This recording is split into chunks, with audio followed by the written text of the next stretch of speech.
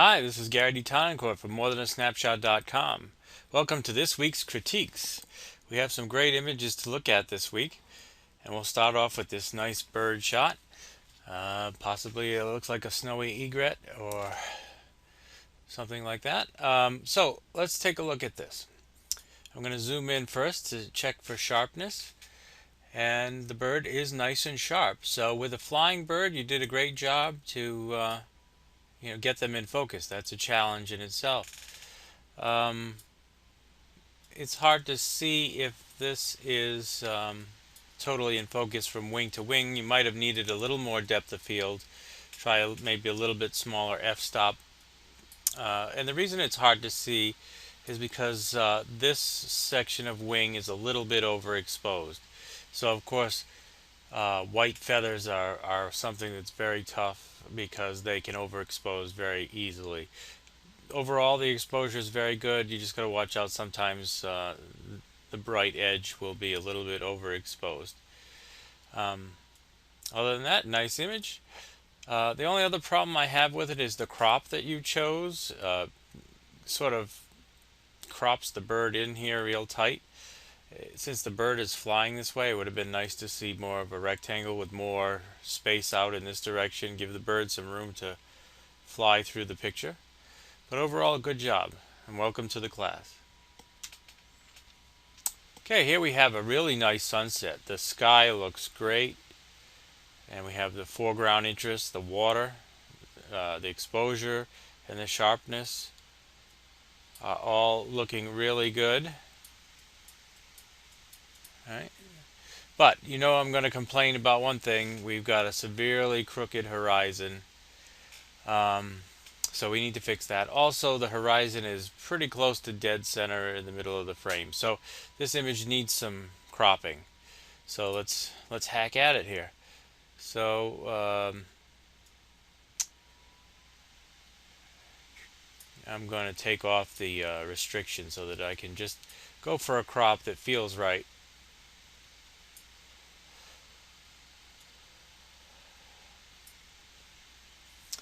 Something like that puts our sun in a third of the frame, but we still have to deal with this crooked horizon. And we'll bring that down.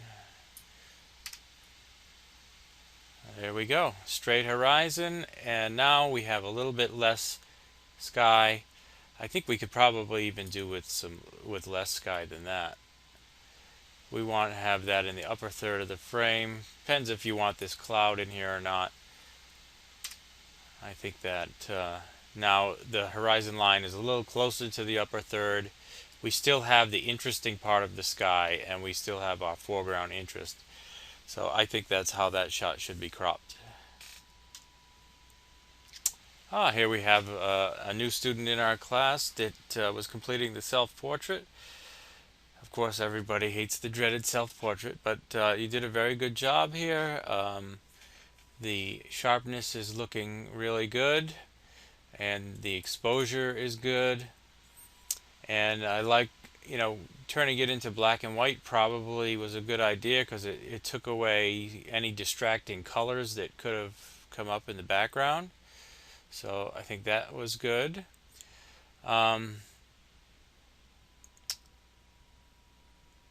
The angle that you chose to shoot it at, I'm not sure that I like that part of it. This window is creating a highlight in the back. Remember, your background is always, just as important as your foreground. I think my problem with it is we get the bright window and then we can kind of see stuff back here. And if you are the main subject, we shouldn't be we sort of have a diagonal line here leading us to stuff. And I think that's my problem with it. I don't know that there's any way we could fix it in this image. Maybe let's try and give it a crop. Again, I will take off the restriction and go for something that, yeah, I think that, not optimal, but I think that, actually, I think that's much better. Just because it really focuses on your face, that's the subject. Now we don't see the distraction in the background. We don't have that window in there, and it's all good. I do think that overall there's a little bit of space here for the highlight that we could bring up a bit. So you had it a little overexposed. See how that brings up your skin tone. But what you didn't have underexposed, you must have worked on the eyes a little bit because the eyes are too bright, over brightened. So maybe we can take down the whites. Yeah, that's looking a bit more natural. So I don't know about you, but I think that is an improvement. You can see the difference in tone. You can see the lack of the distraction. But good job. All right, now we have before and after Photoshop work. So we have this interesting looking plane, and you can see we have an overexposed sky and an underexposed plane. So yeah, you got to remember your sky is always going to be at least 2 stops brighter than the ground. So you have to be able to compensate for that in some way. Either use a filter or do an HDR photo.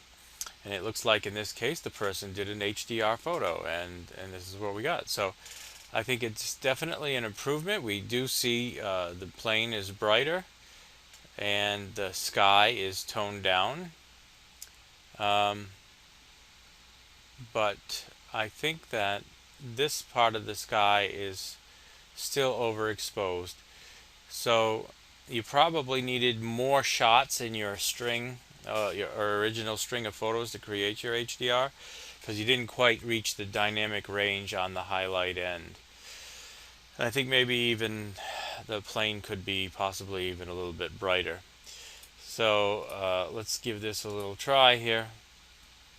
I'm going to come up from the bottom and try and brighten up the plane just a bit.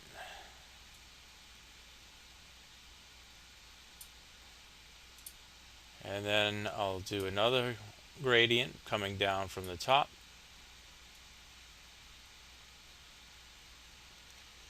And that's too much, of course, but well, there's nothing that's really going to help it because there's no data there.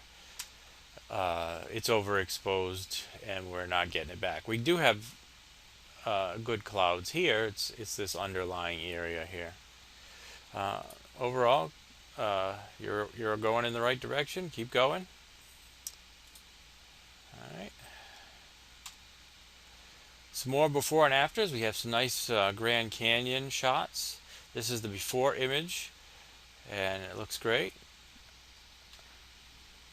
And here's the after image, and it does look much better because we can see more detail in the sky. We can see more colors in the rocks, and we can see the nice shadows in the canyons. Let's see if we take down the vibrance just a touch.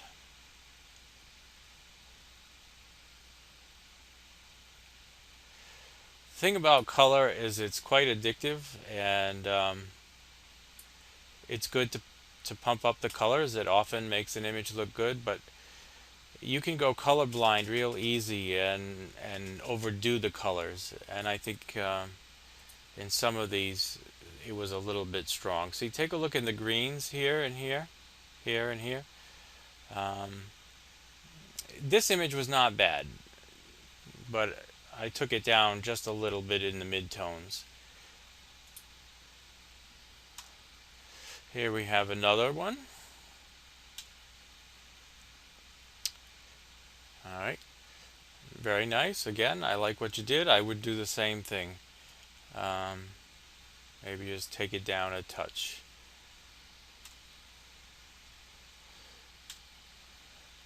Now this one, I think, even though this is much more impressive in the second image, and I love the way the sky looks, I think the ground is what looks oversaturated. So I would try just affecting the bottom part of the picture, not the exposure, but the saturation. Tone down that saturation just a little bit.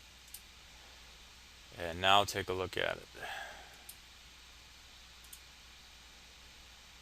I think the saturation worked well for the sky, but I think it might have been a little heavy on the ground. Of course, I wasn't there, so I don't know. Maybe it was really this deep of a color, but seems to me this looks a little bit more natural. All right, another Grand Canyon shot and the edit. Again, very nice. This one I'm not seeing, tons of oversaturation. Maybe a little bit in the green here, but not enough to notice, so looks good. All right, a wildlife shot, a cormorant, and let's zoom in and take a look at this guy. It appears to be nice and sharp all the way through, and the exposure on the bird is great. No problems. It looks very good. I think the image loses a little impact because it's a little bit far away. Maybe you didn't have a lens that was long enough to reach it. But if we have enough pixels, we could crop in and make it stand out a bit more. Also, if there had been some more interesting light, it would make it pop more. But there's nothing wrong with what you did. It just happened to be that the subject, wasn't at an optimal condition. But I think we can make it a whole lot more interesting if we can come in on it. And since he's looking this way, I'm going to put him in this third of the frame. Ordinarily, you put him in this third of the frame. But like I said, since he's looking this way, I think that's going to work better. If we want to include maybe that reflection. And so that's what we get. I think it makes it a whole lot more interesting when we can see the face of the bird. All right. And it's nice and bright down here. We can see great feather detail over here. It's nice and sharp. That's wonderful. And it is here too. It just seems like the head is a little bit dark over here. So I might brighten that up selectively. Just a touch.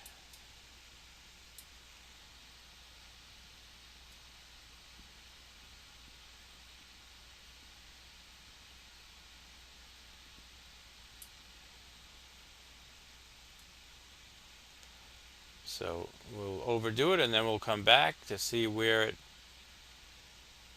it looks good.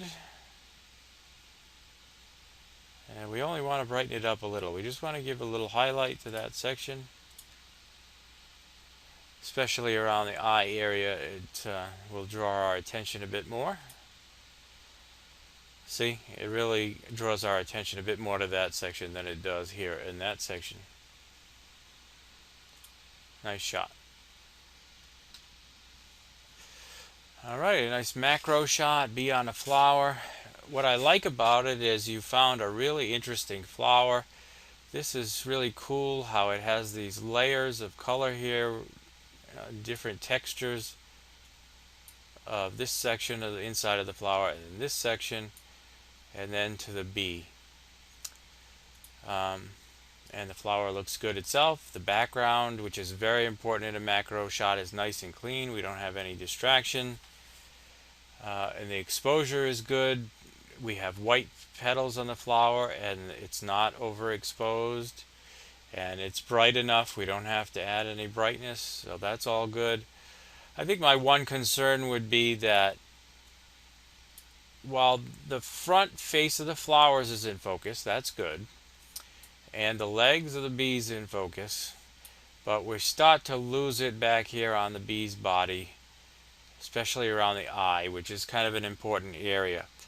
So that's really hard to do with a macro shot. I don't know what f-stop you used, it's not telling me here, but in this case we could have used a little more depth of field, I believe. And although it looks like we got, for a macro shot, that's quite a bit of depth of field. It'd be interesting if you could tell us what f-stop you used. I think you needed more. Or it's possible if you were all stopped all the way down that there was no way we were going to get enough depth of field. So in that case you could try a technique called focus stacking, And if you have Photoshop, it can do focus stacking. And basically what you do is you take a series of pictures with slices of focus all the way through the image, and then have Photoshop keep only the parts of the images that are in focus. And that's a way that you can really increase the amount of depth of field in the image. Another program that will do that is called Helicon Focus, and I believe Zarine Stacker. So if you want to try that technique, I think it would help out a lot. Here we have some nice tomatoes. I love the rich colors, and you contrasted the reds and the yellows, and it looks like a shot that you set up and planned and lit, and you have a nice soft diffused highlight on the tomatoes, and that's great. Um, you might try some backlighting, especially if you're going to have a black background. We need a little separation between the item and the background. Um, and I think that there's a lot of empty space here that we didn't need. So we can crop that out. You can crop it maybe more into a panel. Oops, I don't want to bring in the sides. Bring that up so it's more of a panel. And that's one crop that could work. Um, we could also take in the sides a little bit. We don't necessarily have to see the whole edge tomato to know that there's a tomato there. So that's one option. It really brings us in closer and shows us more of the details. But maybe you have some different artistic vision. I think the most important part of that was there was just too much empty space in the front. Here we have some tomatoes in the wild, shall we say, and growing on the vine. And we have some that are ripe and some that are green, and they are in nice focus. And we have the nice, arching shape to it. The background is out of focus and not distracting, so that's also very good.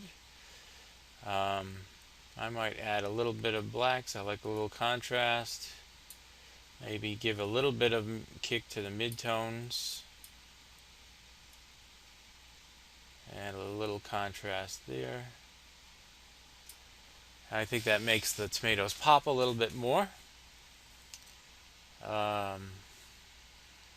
There are some light leaves back there, so I might take those down a little. And using the paintbrush,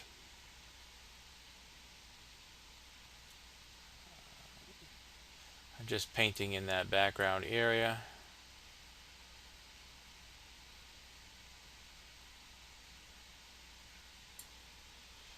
And maybe take them down a little bit more. Yeah.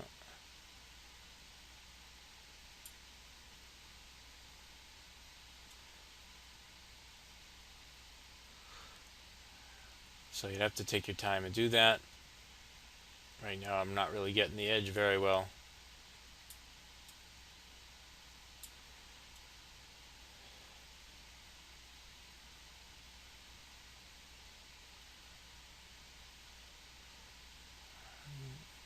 Just knocking down on some of the distraction.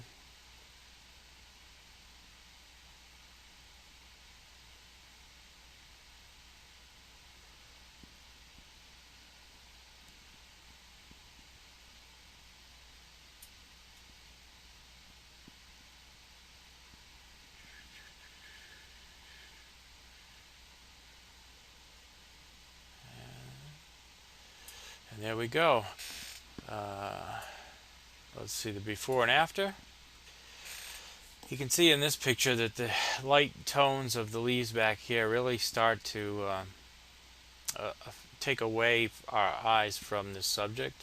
I think in this image that our eyes are a bit more focused on the tomatoes. Another thing you could try is to, when you shoot something like this, you do have some water droplets on it, but if you bring a little spray bottle with you, you can add some more water droplets. It might just add another level of interest. But this is a good job. It was a good image. Now, we have some dogs running here, and I think it's a great storytelling image because it looks like this dog is quite mad at this dog, and it looks like he means business. And this dog is giving us the expression like, "Oh boy, I'm gonna get out of here." And yeah, you can see the sort of the vicious look on his face and the running scared look. It's kind of cool. I think that maybe there's a little extra space here that we could crop out. And we don't want to cut into the tail of the paw, but we could just get rid of a little room there. And some there. Good job. Exposure and sharpness look good, and you caught a good story. Alright, we have some fireworks, and we have we can see the streaks of the fireworks, and a vertical shot is good for this type of firework. And the exposure and the sharpness are looking good. So you did a good job. Another firework. This one quite hasn't reached its peak yet. This one is much better because it's much more interesting. Same with this one, is pretty good. I think this one is probably my favorite of the group. It's got more color and more interesting blur. Alright, then we have a series of shots, sort of abstract ring shots, and I think these are really great, very creative and very well done, and I just love them. I love the way that it's a good exercise for working with depth of field, showing us a point of focus and then blurring out the other shots. When you have something in focus and some stuff out of focus, typically our eyes are used to seeing the things in the front be in focus and the things in the back be out of focus. But in photography, as in any art, rules are made to be broken, and it's perfectly fine to experiment with different points of focus, and it really works for this image to have it blurred out in the front and then to see it in focus here and then to be more blurred out as it continues on. And you even have sort of a leading line here. We come down on the rings and it looks like it's taking us around a curve. So that's very good. Same thing here. Now we do have the front object in focus, and then the stuff in the back goes out of focus. Again, we have a leading line, a diagonal line throughout the picture, which always makes things interesting. I like also the dynamics of the highlight side versus the shadow side. This is, it's just fantastic. And this one also, I love looking down the center of them. It almost looks like a backbone here with all the ribs coming through, like you're being eaten by a whale or a shark or something like that. And especially having the front one be out of focus, and then the second one, it's like the perfect one to be in focus. Good job. Of all of them, I think this is the weakest one because it doesn't give us that same abstract feel. We see the pipes and the wood around here, and I think that takes away from the image. Same thing here. Alright, here we have a very nice image of, I think he said Kennebunkport, Maine. And what's really great about it is you have great light. We have an interesting cloud that's all lit up. We have some interesting ground here. Again, it's up to you. It is sort of a mirror image. The cloud is reflected right here, so you can almost get away with having your horizon smack dab in the middle, but typically we don't want that, and I think that the more interesting part of the image is up at the top. And so if it was going to be cropped, I think I would go for the top and make it a little bit like a panorama. Now our horizon's in the lower third, our sky is up at the top, and here we have it. So that would be the before and after. But you know what? It works either way, whatever you like. I think that the reason you're kind of getting away with it on this image is because this is a little bit of a mirror image. But I still think that if I were doing it, I think I would still crop it like that. Alright, and that's the last image of the week. If you like this video and you would like to have your images critiqued, all you have to do is join my class. My online photography class can be found at morethanasnapshot.com. We'd love to have you, and we'd love to help you out with your photos. Keep shooting, and we'll see you next week.